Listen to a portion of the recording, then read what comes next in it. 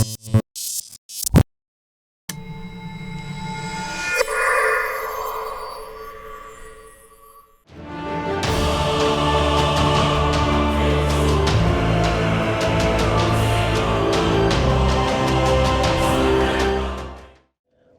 is up, everybody? Welcome back to episode 7 of my Dark Souls 2 Ultimate Walkthrough Guide. I know. If you've been with my channel for a while, then you're wondering, what the heck, man? Where have you been? What's going down? Well, I'll tell you what, I had a catastrophe. My whole computer was basically melted. All kinds of bad things happened. My computer was destroyed, tree fell on my house. I can't even think of all the stuff that's gone down since the last time I uploaded one of these episodes, but all I can say is I'm here to finish this series. It's going to be better than it would have been before because we got new recording equipment now. I got a better face cam. I got better quality on the records of the game footage in 60 frames per second, full 1080p HD. And it's just going to look good and it's going to be good. So congratulations for you guys that stuck around because you're going to get to see a better quality guide for that. Now, before we get into anything crazy, I just want to point out that this is a new character. Every single piece of data that I had from Dark Souls 2 got absolutely destroyed because this game doesn't sync to the Steam cloud, unfortunately. So what I'm doing now is I'm syncing up my game saves to my own server just to protect that from happening again. But I have been spending time trying to get this character back to exactly the way that I had it in my previous guide. So what I will be doing here is going back to Majula, and I'm going to finally spend some stuff on my character. The only souls that I've actually spent from the beginning of the game to now have been at vendors and merchants buying some of the same materials that I've spent in the past. So you can see here, we'll check our player status. I'm still the exact same level that I started the game at, and we're just going to go back to Majula and go ahead and level up and upgrade some of our equipment. So if you guys haven't started a character, then this is a good time to pay attention to what my stats are. And if you have played along with me and you got a character just sitting around waiting to be finished, go ahead and use your soul vessel. And I'm going to go into my inventory and show you what that is if you can't remember. It's this guy right here, and we picked it up in the locked mansion in Majula. So we got the soul vessel. It's a vessel that will accept your souls. You need to use this back with the old hags in the Things Betwixt area. So you can fast travel there, talk to the old hags, and then you can reallocate your souls into the same levels that I'm going to be doing now. So let's go back to Majula and get this thing started. I love that Majula is the default, like the very first fast travel space that you can go to, because obviously it's used so frequently. Alright, where's my girlfriend? There she is. Bearer of the Okay, so we know that we're going to be doing sorceries more than anything, but we also know that I need to be able to wield a certain type of shield and a certain type of weapon for melee and defense. So I'm going to go to my equipment and make sure that I have the right stats for the right items. So I know that I want to use my Heide Knight Sword most often. So I need 11 strength and 10 dexterity, and I want to make sure, okay, so 11 strength and 10 dexterity is my first priority here. bearer of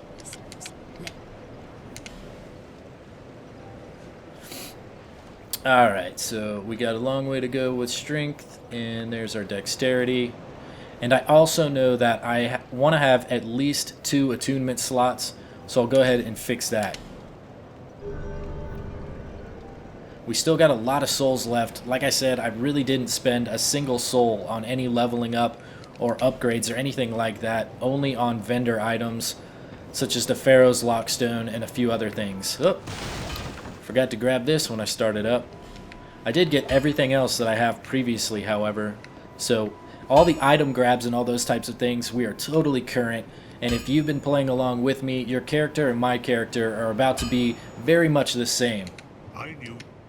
So I know that I want to upgrade my Heide Knight Sword. So if you haven't bought them already, go ahead and buy these Titanite shards. We should have some in our inventory as well, but I want to make sure that we upgrade as much as possible. So we're going to go to reinforce, go to our Heide Knight Sword, and we're going to start spending our upgrades. So we're going to make it a +4, okay? So we're going to back out of that. I'll be around. And let's go ahead and equip this bad boy. Now we can get rid of that dagger in that slot. And make sure to remember to equip our large leather shield. Also, I want to point out these are the rings I'm going to be wearing. Ring of Restoration, Ring of Blades, Chloranthy Ring, and the Stone Ring. We've got other rings, and those rings will change throughout our playthrough, but these are the rings that I'm wearing currently. The Leo ring is good, but I'm just not going to be doing counterattacks, so it's not going to be beneficial for me at this moment. Also want to point out that we're going to switch up our armor. We're going to keep the Traveling Merchant hat on, but we're going to use the Leather Hunter armor set that we picked up at in the nearest location. Basically, you can find that at the next to the bonfire in Soldier's Rest, and that's in the Forest of Fallen Giants. And we've picked this up in previous episodes, so don't worry. I'm not using anything that we don't already have. What? So I still got a lot of souls and some stuff to use, so now I'm going to reinforce my staff, and I'm also going to reinforce my armor.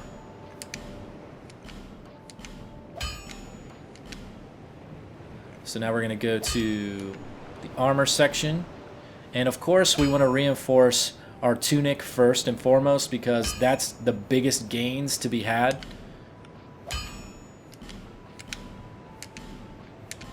Perfect. Alright. I'll be around.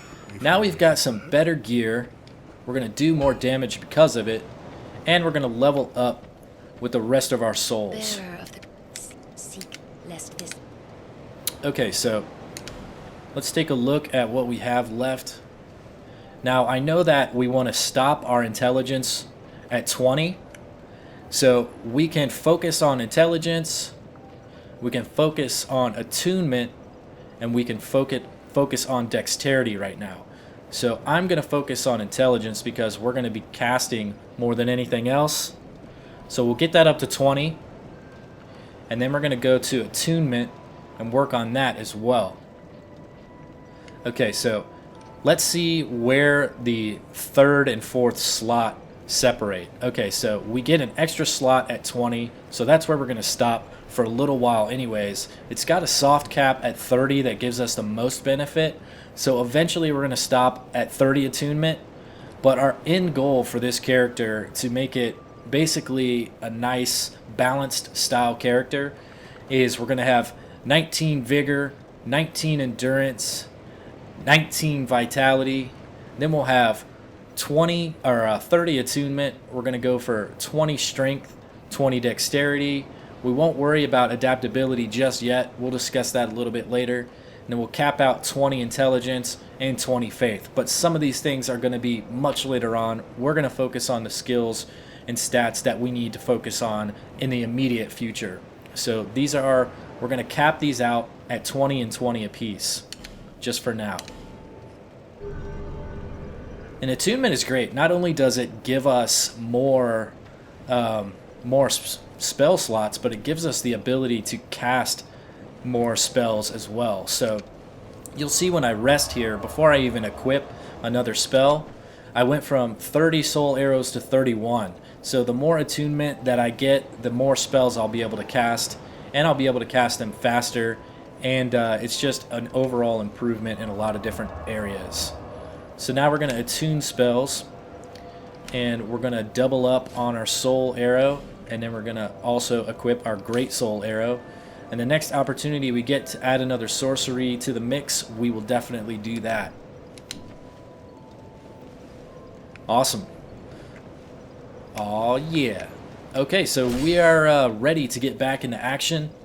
And in this episode, we're going to do some boss fighting. And I believe the boss's name is the Dragonrider. I might be messing that up, but it's been a while since I've said that boss's name. So we're going to go back to Heide's Tower of Flame.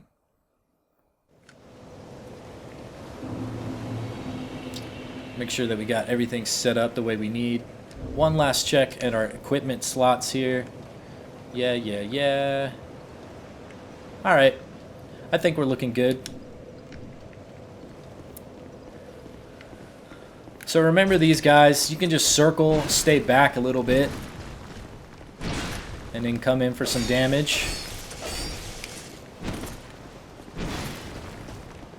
Now you got to be careful with some of these swings. They've got a wide sweeping arc, so even if you're actually behind the enemy and you feel like you're safe, the tail end of the whip arc can actually hurt you. So you got to be careful about that and actually give it quite a bit of space.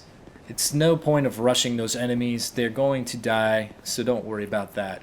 This guy, you can actually just completely bypass him, but if you haven't been paying attention to the future episodes, we need to tap that lever behind him, which we've already done, and it stays like that for the remainder of your playthrough, so once you've done it once, you don't have to worry about it again. But if you don't see that lever there, that means you need to kill this fool and then tap the lever. So he'll stick around there. He's basically just glued to that thing. So you don't have to really worry about him too much. Once you get to about here, we're going to go back to our soul arrows. And then we're going to ranged attack this guy. And we just want to make things a little bit easier on ourselves. Alright. So these two boys will come out. And I like to just draw them out. We don't really need to fight them. But you will need to kill these guys if you haven't tapped the second lever. And you can see it right there in the center of my screen. If you haven't tapped that lever, that is not there because you haven't killed these two other knights when you killed the Greatsword Knight as well. So what I like to do is drag them back here. And then I'm just going to sprint right by them. So remember, if you don't see that second switch there, you're going to need to kill these guys and then tap the switch. Alright. Now these guys have quite the maze to navigate if they ever want to follow me all the way down. So we don't have to worry about them pursuing us too much. And they're pretty slow as well. That's a very common drop for those enemies as well. If you want to farm some cracked blue eye orbs, this is definitely the place to do it.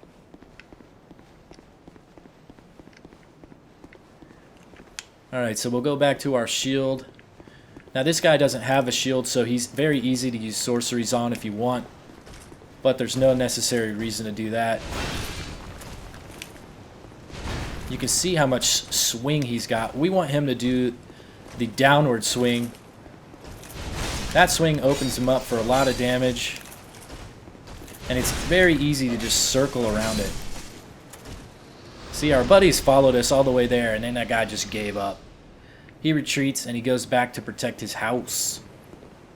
So here you see here, this is actually an NPC. Anytime you're looking at a summon sign and there's no name to summon, you want to look at the armor set, and then you can get a pretty good idea that, hey, that's an NPC. So we'll go take one more look at that guy. You can click on it without actually summoning it, so you can see it's the NPC Glencore.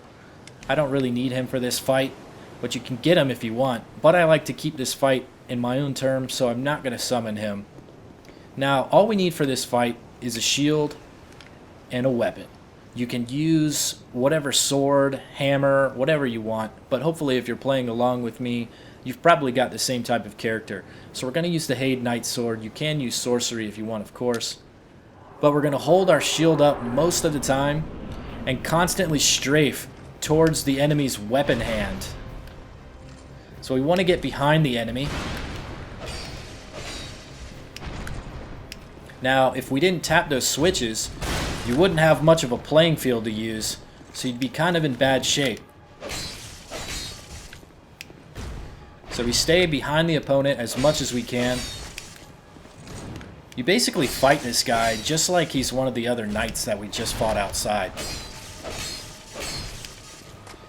And if you approach it just like that, it's very simple.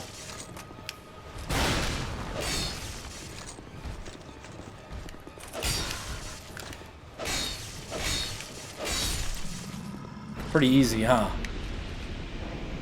So I didn't really have to use any kind of technique. Once you know how to fight an enemy, you don't have that, I don't know, that adrenaline pumping through you, so you're probably not going to make too many mistakes. Most errors we make in this game are from first encounters, and we're like, oh shit, what's going down? And we just expect things to be much worse than they actually are, so let that be a lesson to the Dragonrider. Don't mess with a little guy in a weird outfit and a leather shield. So yeah, that was pretty simple, huh? So we're going to continue on a little bit further. Whoops, I'm going the wrong way, but I want to show you what we picked up there. And we got his soul, the Dragonrider soul. And let's check this out. Now, I don't actually use the souls. I don't consume them because I think that's a waste. We can actually apply them to make boss weapons, and we'll show you all about that when we get an opportunity to. But the soul of a Dragonrider who faithfully served King Vendrick. Long ago, the Dragonriders mounted worms and were feared on the battlefield for their unparalleled strength. Use a Dragonrider soul to acquire numerous souls, or to create something of great worth. And you'll see that same theme with all the boss souls. It says, create something of great worth. So you don't need to consume these souls. Souls are very easy to get. So it's not a good idea to just gobble these things up and spend them on items, or even worse, potentially go to waste if you die and can't claim them. So do not consume the boss souls. That's what these little guys are for right here, these smaller souls. Those are meaningless besides currency, so that's what you want to use those for. Alright, so we're just going to continue to navigate a little bit. Do not get enamored with that soul down there. You can't swim. You can do all kinds of shit in this game except for swimming. Swimming is not one of them, so don't get any ideas. This area is relatively safe, so you don't need to worry about anything around the corner here. And this is another merchant, and she is actually going to hook you up with some faith-based miracles if you so desire. Are you from these parts? My name is Lycia. I have come to spread the art. I can see that you are, but the cost of it. Alright, so we can look at what her wares are. As you can see here, she's got the Cleric's Sacred Chime. We already have that though. And if we navigate out of there, she's also got a ring. It's Fancy Ring of Prayer, and this increases faith. You can read more about it. A ring blessed by the High Priest of Volgan increases faith. The clerics of the great city of Volgan are perennially, never said that word, probably, well, maybe I have, entrenched in scandalous power struggles, but among them remain a few strong-willed, upstanding noblemen. That was interesting stuff. And here are all her miracles. So this is definitely the vendor that you want to visit first and foremost if you are going to do a faith-based build. So what I will say is that if you know that you're going to be playing through this game and the character that you're playing right now is kind of a jack of all trades, even if you're not going to use these miracles, when you've got an excess or a surplus of souls, buy all the spells, miracles, and hexes, and all of that stuff that you can, because you never know when you're going to want to visit that hag and use your soul vessel and reallocate your stats and play a different way. That's the great thing about Dark Souls 2, is you don't have to be stuck with a certain type of character. Or you could be one of those players, like I like to do this, is play one character and just max them out with all the stats. And you can do whatever the hell you want. You can play as this amazing godlike character, but there are other people out there like that too, so it's not like you're going to be some pimp daddy in PvP. So yeah, here's all the stuff. I'm not going to go through and read all of these, but you guys can check them out for yourself and get some miracles. No need for miracles. The gods No need, frown. baby. Not right now. We'll be back later. So we're going to tap this bonfire. Tap it. And you can see here, this is the Tower of Flame bonfire. We're still actually technically in Heide's Tower of Flame. But once we leave this bonfire area, we're going to be going to a new zone altogether, and I'm going to save that for next episode. So thanks a lot for checking it out, everybody. I do hope you liked it. I'm glad to be back completing this series for you guys. So if you're happy I'm here, give me a thumbs up, leave a comment in the section below, and be sure to subscribe to my channel if you haven't already. Peace out. Hey everybody, thank you so much for checking out my video and supporting my channel. If you haven't already, be sure to follow me on all my social media accounts. And if you're feeling generous, click the donate button. Every little bit goes a long way in improving my ability to continually work on my channel.